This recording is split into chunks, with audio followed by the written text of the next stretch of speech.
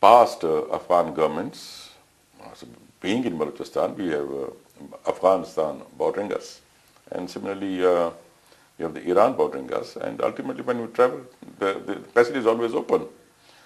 So the whole point is that there have been problems before, and in my assessment, I think there are problems now also. This is how I would see it, especially with the bringing in of Indian consulates right till Kandahar and Herat and all these places, which were never there before. What was the big idea? Why should they bring it now?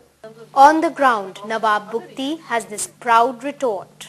हर वक्त ये कहता रहा है, गफ़ार खान को भी कहते थे कि कर रहा है, जीम सईद को भी कहते थे कि उनको भी इंडिया कर रहा है, फलाना कर रहा है, गद्दार हैं। कुछ वक्त के बाद फिर तगमा लटकाते थे कि मुहिब वतन है, फिर वो तगमा वापस ले लेते थे कि नहीं फिर गद्दार हैं। तो ये होता रहता। तो हमारे से भी वही है कि बस हुकूमत का लाइन टो करो तो तुम मुहिब वतन हो, अपना इंडिपेंडेंट व्यू हो सबको, तो गद्दार है। For a region that is now assumed such geostrategic importance, a lot is riding on Musharraf-led government's next move. Political observers warn that if Baloch concerns are not addressed soon, force may not be enough to silence their guns forever. First of all, what is historically absolutely clear is that the Baloch cannot be defeated militarily. The terrain just makes that impossible as far as the Pakistan army is concerned. The army just does not have the resources and the ability to go into that terrain and physically defeat the Baloch. But they are using helicopter gunships. They use very sophisticated weapons in the 70s also. They have far more gunships now, but you cannot physically obliterate the Baloch in the mountains. You still have to use troops on the ground, and once those troops are on the ground, they face enormous hazards.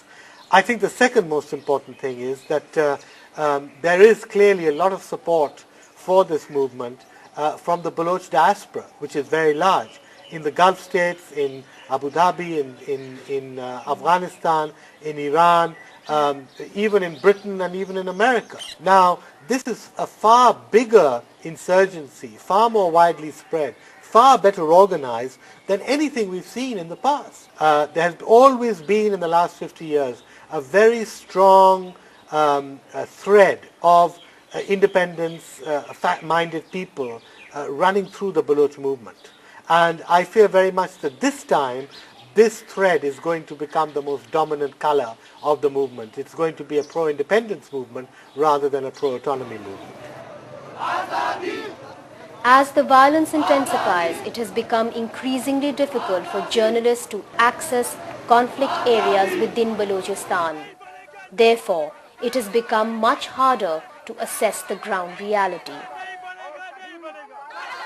While the lives of ordinary Balochs hinges upon the mood of decision makers, they are sandwiched, like in any other conflict area, between the crossfires.